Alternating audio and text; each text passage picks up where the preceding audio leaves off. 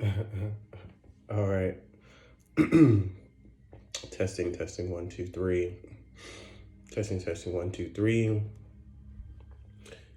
Hello to all you lovers out there. And you are all lovers because you guys are all practicing self love, romantic love, phileo, or friend love. Or if you're not practicing, you're hoping to practice or defining how you practice, I guess, either through a course of opening up deeper or experimenting or setting boundaries um, or just breathing in the moment.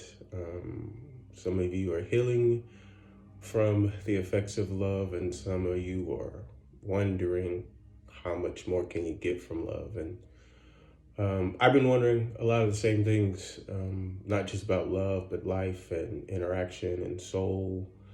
And I've been writing a lot. I've started a blog as well and a podcast.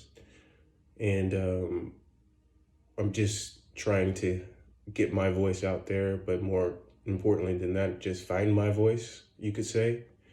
So in that, I've been writing a lot, and I wanted to share one of my writings, and I think it's just a good time to share it at the end of this weekend, Valentines Day weekend 2020, on a piece that I wrote about a view of romantic love that I have that I believe exists in a form. Some of you guys have it, some of you guys want it, some of you guys have experienced it before and looking for it again, and some of you guys are waiting for it. I don't know, but I wanted to at least write this down and share it with you guys to spark the conversation and have another conversation about something that we talk about all the time, but specifically this weekend. All right, so here it goes, and I really appreciate you getting this far. This is something I wrote called A Happy, Sad Love Cry.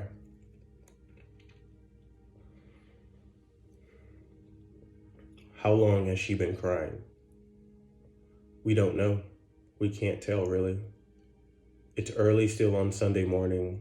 Her boyfriend of 3 years have yet to return from his quick run around the park before he heads back with breakfast. When he comes back, they will go to church, as they usually do after a run. This was their routine. Most times, of course, she would go with him on the run. Today was different. Not bad different, just enough difference not to go with. Yet here she is, crying. Their routine was beautiful and enriching, wholesome and warm-loving. It had started to seem familiar, like a childhood home after college summer's return. To be honest, it was pretty much perfect. They, the individuals in the relationship, alone, were not perfect. And because of this, there were moments of heated indifference, but no crimes against the other were ever committed. She knows her faults, but he acts as if they rarely ever exist. Additionally, his faults are manageable at the very least. Yet, here she is, crying. He's come back from his run and she can't find it in herself to pretend to get herself together. So instead, she avoids him just enough for him to get in the shower without noticing her current state of being. He's out of the shower. She decides to go in next to the shower, just so she can get in those last few cries before she has to present herself to him, the church, congregation, and the world. Luckily for her, she isn't experiencing those loud, painful cries anymore. It's just her soul right now weeping, shedding small droplets from her eyes. She can tell the experience is almost over. Done. Out she goes, feeling like she's been renewed. Grateful isn't a strong enough word to describe how happy she is he didn't catch a glimpse of her state. They can now have a normal day. Their perfect normal day. She calls to him to say she'll be ready on time and wants to know if he wants anything, maybe some coffee. No response. She calls again, still nothing. Maybe he just isn't within earshot. She drives off and slips on some clothes in order to go check on him. There he is, on the couch, sitting in silence. He looks up to meet her eyes with his own red eyes and fresh, wet cheeks. He rarely ever shows emotion, so her immediate internal reaction is to wonder if anyone died or if he lost his job. Oh no, she thinks. He's leaving her. Why now? Did he cheat? Is there someone else? She speaks and asks if he is okay. It's taking all of her to be there for him, even though her vulnerability is still so fresh. He shakes his head and says, yes, he's okay. And all she wants to do is yell, well, what is it then? Because the anticipation is almost too much to bear. He speaks. He calmly explains that he really does enjoy their runs together. The Sunday routine to him is perfect, and he repeats this twice. She nods in agreement, but is still anxious. Today, he continues to describe, was a welcome change in that he got to go on the run alone. It wasn't that he didn't want to be with her, but today something was different. Not bad different.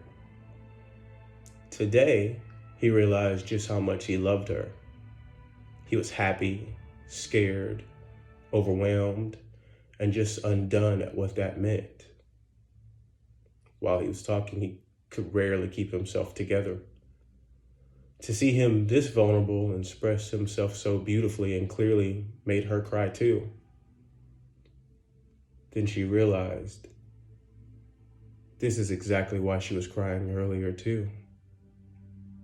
She too was happy, scared, overwhelmed.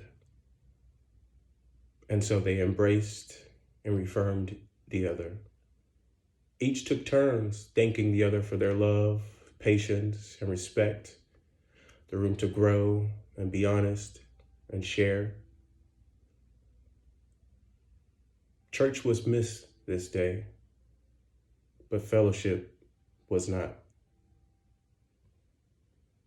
The end. So yeah, I just wanted to share that.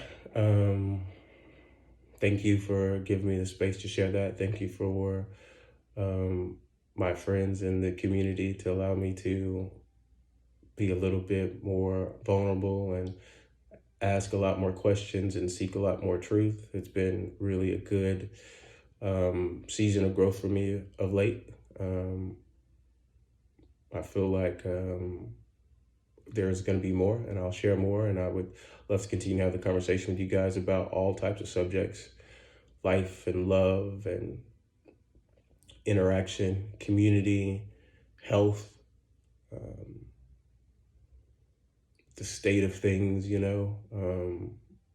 I know we all have our own friends and our own source of media and source of news and understanding of who we are and why we are here and what's right and what's wrong. I think a lot of us can bridge the gap on some subjects by talking more to someone that, you know, is in our community, and just be comfortable having some conversations that we don't, even though we literally exist. And I think a lot of us love people that we don't know the depth of their truth of who they are. And if we love someone and don't know that, I think it's a good opportunity to know that, because it's an opportunity, I guess, to see another side of the world, another side of this life experience. And I think it's easier to come from someone that we love, right? So if you have a good friend, and to my good friends out there, I stinking adore you. You all know who you are. We talk about some deep, amazing things, and some of us, we just love each other and don't talk about different things. I encourage all my friends to I don't know, have an open heart and an open mind about a lot of issues that are facing the world, a lot of issues that are facing our communities. Um, and I don't know, work our way back to really caring for a lot of people. I know it's tough. Oh, God, we're so distracted. We're so distracted with living, surviving, that a lot of times it's hard to just be at peace enough to be in love, like with a lot of things, be in love with ourselves, right? Because of our appearance or our job or our relationship status and all of these things that are yelling at us to be perfect in all of it. Like, what does it mean to be perfect in these things, or good or successful or have them or achieve them? And so a lot of times there's so much noise, so it's hard for us to love ourselves. And then relationship love, I mean, some of us have trust issues with that person that we're in a relationship with. And there's so many things yelling at us, both internal and externally, that competes with that ability to love someone in a relationship, like fully release, right? And then there's a good few of us that are just in pain from a failed love, a previous love, and we got a crap ton of things screaming at us, right? Internally, trust issues, ideal love, can we find it?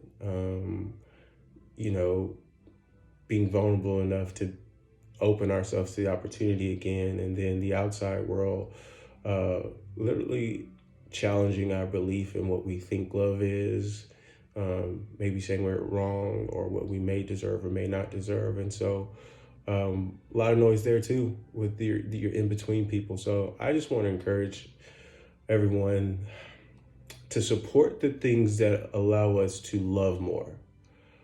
I would say that again. I would just encourage us to support the things that allow us to love more in every category. How can you love a friend more? How can you love yourself more? How can you love your neighbor more? How can you love your spouse more? How can you love your children more? How can you love the people you don't like more? Or just at all? Like, how do you do that? So if it's a political belief, a religious belief, a spiritual belief, a diet belief, um, and any type of economical belief, if it doesn't help you really, really be able to love all those people and categories, and vice versa, them love you too, right? Like, that's it as well. Then let's do the conversation so that we can get there.